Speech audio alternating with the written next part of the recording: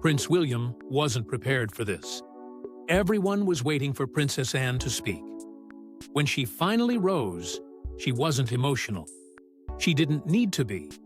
Her words, slow and precise, cut through the silence with a weight that no one expected. She had held this secret for months, maybe longer. King Charles's final wish, spoken not in public, not in a grand speech, but in the privacy of one last conversation, was about to be revealed.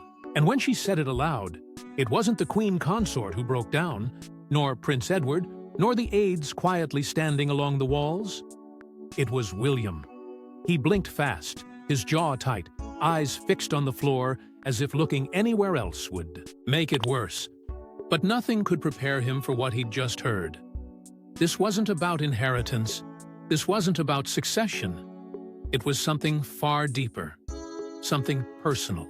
It was about the very foundation of the monarchy, and the role one woman, his wife, was meant to play in saving it.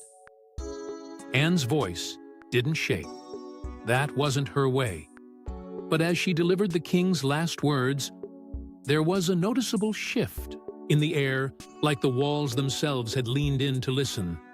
She spoke of a moment shared in confidence, a dying monarch, a brother reflecting on the weight he carried and who could be trusted to carry it next. The answer hadn't been William. It had been Catherine. The words struck like thunder. In a family known for measured reactions and rehearsed expressions, this was different. William's composure cracked, not out of shame or anger, but because he understood. He understood exactly what it meant for his wife to be chosen not just by fate or marriage, but by the sovereign himself. What Anne revealed wasn't just a message. It was a transfer of trust, a passing of legacy. King Charles, in his final days, had seen something the world had perhaps only glimpsed. And now, that vision was being laid bare, shaking the very foundations of everything William thought he was preparing for. For a moment, no one spoke. Even the usual royal formalities seemed useless in the face of something so raw. William lowered his head, a quiet breath escaping half relief, half burden. Whatever Anne had just placed into the room, it was too heavy to move, too profound to ignore. But to understand why this moment shattered Prince William so deeply, we have to go way back to the beginning of a journey that neither crown nor bloodline could have predicted. A journey that began with a woman who wasn't born royal, but who may very well redefine what royalty means. Catherine Middleton wasn't born royal. There were no tiaras in the nursery, no palaces in her childhood, no footmen opening car doors. Her story began far from the pomp of Windsor, in the quiet English village of Bucklebury, where her parents, Michael and Carol Middleton, built their lives not on legacy, but on grit. Her father, an airline dispatcher. Her mother, once a flight attendant, later started a party supply business from scratch. This wasn't royalty. This was resilience. And from the very beginning, Catherine was watching, learning, absorbing what it meant to work hard, to strive, to rise. Education wasn't an option. It was a requirement. The Middletons weren't raising a princess. They were raising someone who would succeed on her own merit. Catherine excelled at Marlborough College, where her determination wasn't loud, but it was relentless. Teachers praised her work ethic. Classmates admired her quiet confidence. She wasn't the loudest in the room, but she didn't need to be. Her strength was always subtle, calm, steady, focused. The kind of strength people often overlook until it changes everything. Then came St. Andrews, Scotland's oldest university, steeped in centuries of tradition. And it was there, in a lecture hall not meant for fairy tales, that Catherine met a young man who, despite the lineage and the weight of his crown to be, just wanted to be seen for who he was. Prince William, the future king. And yet, for Catherine, he wasn't a title. He was a peer, a classmate, a friend. Their bond wasn't forged in spotlights or public appearances. It grew quietly, behind closed doors, over shared classes and subtle glances. Catherine didn't chase the prince. She didn't play the part. She simply was. And in her presence, William found something he hadn't known he was searching for: normalcy, honesty, and a kind of warmth he'd lost after Diana. Slowly, carefully, they became housemates. Then more. But even then, their love remained a secret, protected, guarded. William had seen firsthand what the press could do. He had watched it consume his mother. He wasn't going to let that happen again. So, when he finally proposed in Kenya, far from Buckingham Palace, he did it not for spectacle, but for significance. The ring he gave her wasn't just beautiful, it was heavy with memory. Diana's sapphire, a symbol of heartbreak, hope, and healing. Catherine accepted not just the ring, but the life, the burden, and the unrelenting glare of history. Their engagement was a global event. Their wedding, a spectacle watched by millions. But beneath the veil and the vows was something far more powerful than ceremony. It was the beginning of Catherine's silent revolution, a woman who hadn't been born into the monarchy, but who would reshape it from within. Still, not everyone was ready to embrace her. Behind the palace doors, tradition whispered its doubts, and not all of them were easy to silence. Behind palace walls, tradition still reigns louder than any crown.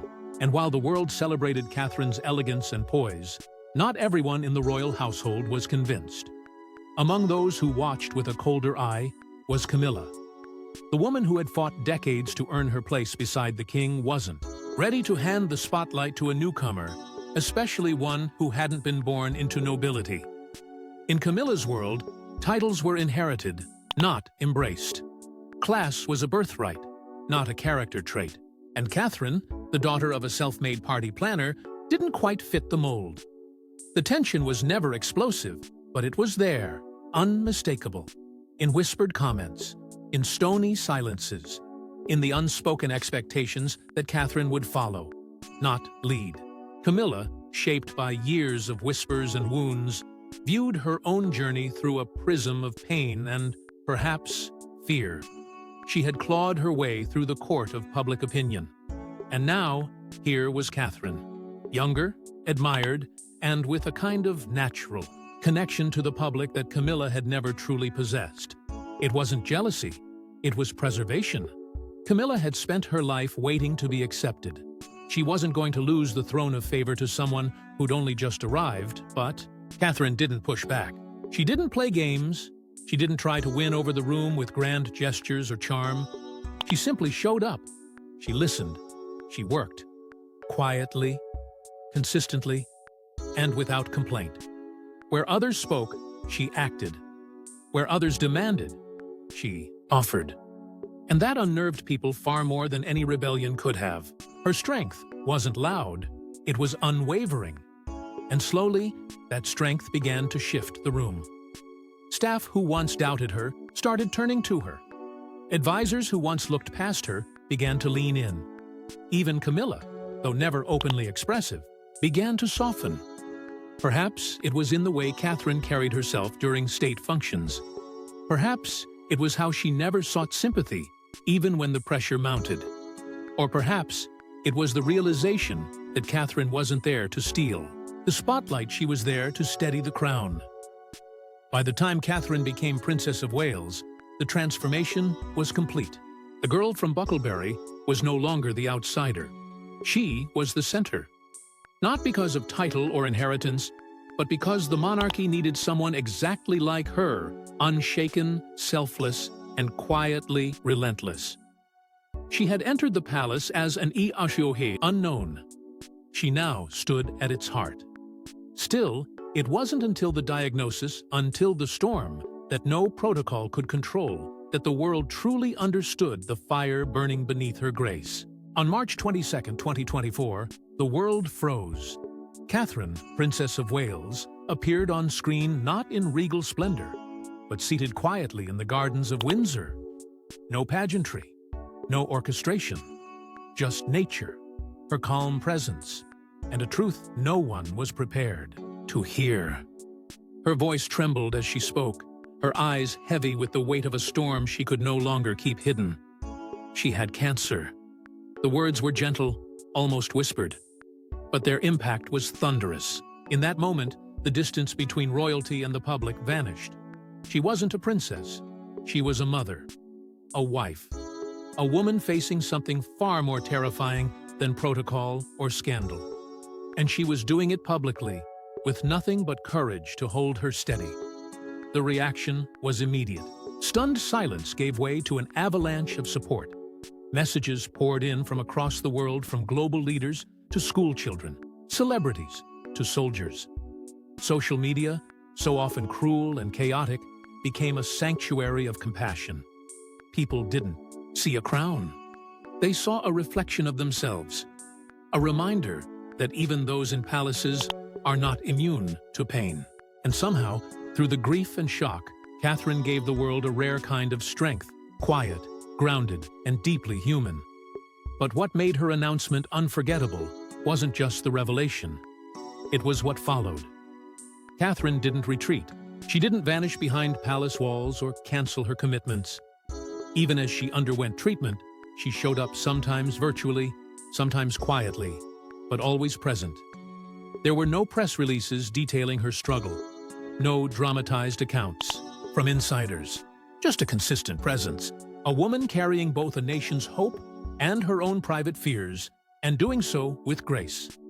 And slowly, something began to change. The public no longer saw her as just the poised figure on royal balconies or the patron of high-profile charities. They saw her as the emotional anchor of a family and a country in transition. Her resilience became symbolic, her silence between appearances powerful.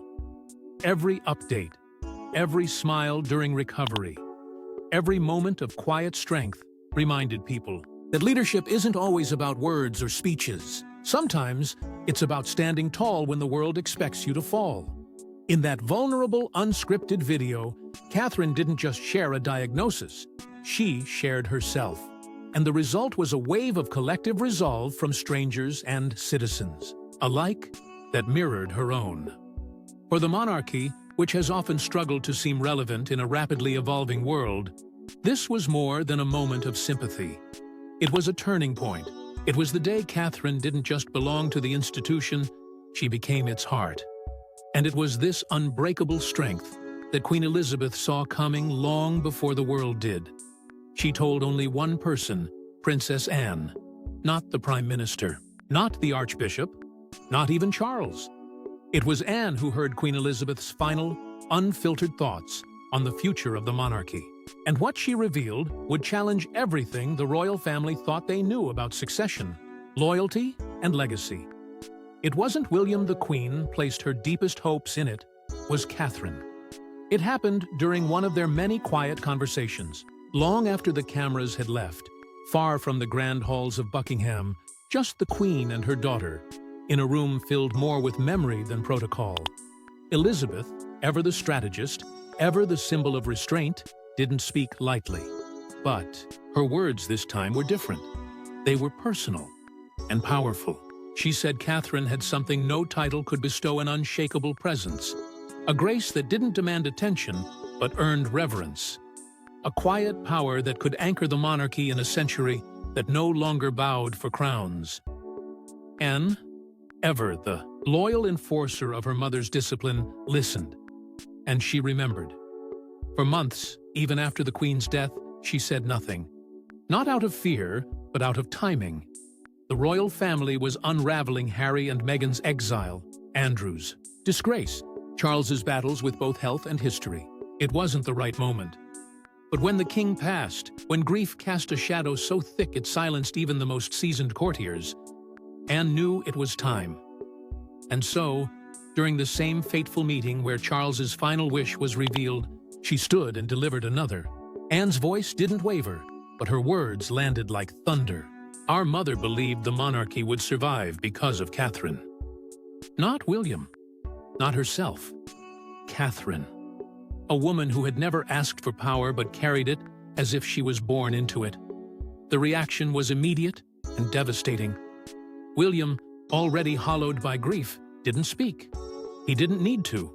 His face said everything. In that moment, the heir to the throne realized something both beautiful and unbearable, that he was not the crown's future alone, that his strength, his very ability to lead, was deeply entwined with the woman beside him, his partner, his constant, his quiet fortress. What Queen Elizabeth saw was never about public image. It was about survival. The monarchy had weathered wars, scandals, revolutions. But in the age of doubt, it needed more than tradition. It needed authenticity. It needed someone who understood that service is not spectacle, it's sacrifice. And Catherine, in the Queen's eyes, was the embodiment of that truth.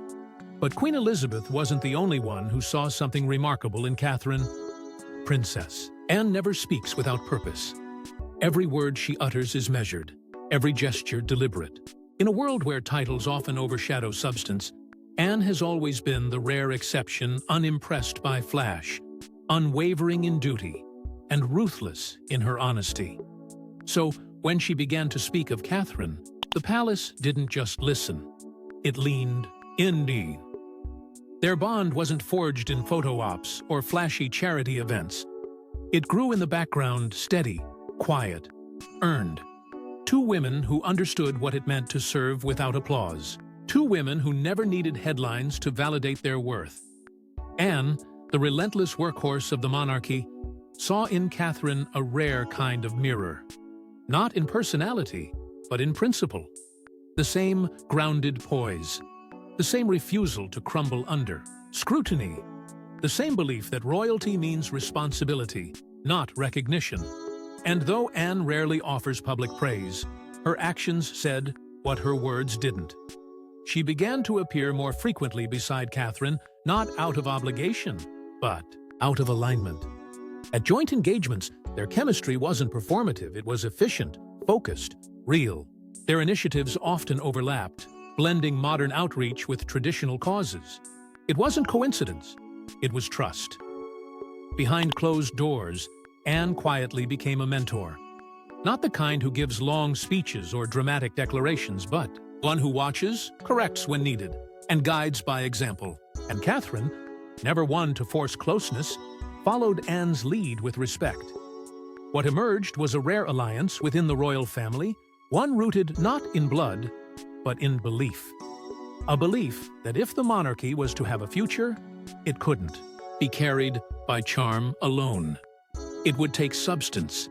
It would take sacrifice. It would take Catherine. When Anne finally spoke aloud publicly and without pretense about Catherine's strength, it wasn't protocol. It was prophecy. Her endorsement wasn't a compliment. It was a declaration. To the staff, to the press, to the family, Catherine wasn't just prepared for her role. She was essential to it. The unshakable presence who, like Anne, would never seek the throne, but without whom the throne might not stand. And yet, even with Anne's unspoken blessing and the Queen's dying confidence, there was one piece of the puzzle still missing. One moment, buried in the final days of King Charles, that held more weight than any crown jewel. Still, one question remained. What exactly did King Charles say before he died? His voice was weak, but his message was crystal clear. Catherine must lead. It was the kind of moment that history never hears, yet everything that follows is shaped by it. In the final days of King Charles's life, when the ceremonies had faded and the corridors of power grew quieter than ever, he called for his sister. Not his advisors, not even William, just Anne, the one he had trusted all his life to handle. The truth, no matter how heavy it was, lying in a room not far from the very throne he once fought so long to inherit, Charles didn't speak like a king. He spoke like a man staring down the end of his reign and realizing that legacy isn't about titles, but about what's left behind when the crown slips. His concern wasn't ceremonial, it was existential. The monarchy was shifting, fractured by scandal, skepticism, and silence. And Charles, ever the realist beneath the royal veneer, had seen it coming. He had lived through wars inside the palace walls, his own battles with public image, the slow burning tension between his sons, the widening gap between the institution and the people it claimed to represent. He knew that if the monarchy had any chance of surviving, it wouldn't be through charisma or lineage alone. It would take someone who embodied both the grace of tradition and the strength to evolve past it. And in that moment of clarity, Charles didn't name William as the key to that future. He named Catherine. Anne listened, eyes sharp, expression unreadable. She asked no questions. She knew this wasn't about agreement. It was about carrying a message that couldn't be ignored. Charles described Catherine not just as a wife or future Queen Consort, but as the monarchy's spine. The E, quiet force. The steady presence. A woman who never chased power, but who made power feel human again. He admitted he had doubted her once, but those doubts had long been erased by something stronger than performance consistency. Through scandal, through grief, through relentless public scrutiny, Catherine had never broken stride. She never asked for sympathy, never faltered when others fell away. And now, in the king's own words, if the crown is to survive the next storm, it must rest in her hands. The weight of that confession didn't hit Anne immediately.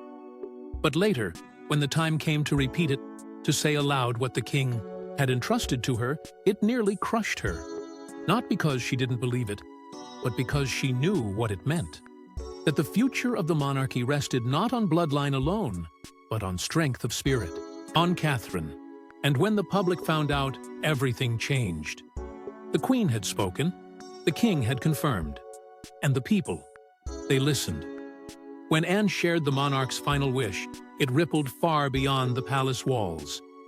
It didn't matter that it came through whispers rather than proclamations. The moment it reached the public, something shifted. For years, Catherine had served without seeking attention, smiled without demanding praise, stood firm without raising her voice. Now, the world finally saw her not as a supporting figure, but as a cornerstone. Across news outlets and social media, the reaction was overwhelming. Headlines didn't just report the story, they celebrated it. Hashtags erupted, editorials poured in, but more than anything, there was a collective sigh of recognition. People didn't need convincing. Deep down, they had always known. Messages of love and admiration flowed in like never before. From everyday citizens who'd watched her grow into her role, to voices across the globe who now saw her as a symbol of modern royalty, one that made the crown feel human again. They remembered the grace she showed during her diagnosis, the strength she carried during the monarchy's most fragile moments, the sincerity in her silence. No scandal, no spectacle, just resilience. Real, earned, and in the middle of it all was Catherine, unchanged, unshaken. She didn't make a speech. She didn't celebrate. She simply continued. Her presence alone told the world what needed to be said, that her leadership wasn't conditional, it was constant. Not born from privilege, but from purpose. Beside her, William stood taller. Not just as a future king, but as a man who had finally grasped the full weight and worth of the woman walking beside him. The burden he once thought he would carry alone no longer felt as heavy. Together, they stood as something greater than tradition. They were unity. They were calm in chaos. They were the monarchy's answer to a world desperate for authenticity. As a new chapter unfolds, one thing is certain. Catherine isn't just ready, she's already leading. Share your thoughts in the comments section. Don't forget to like and subscribe, and we will see you in the next one.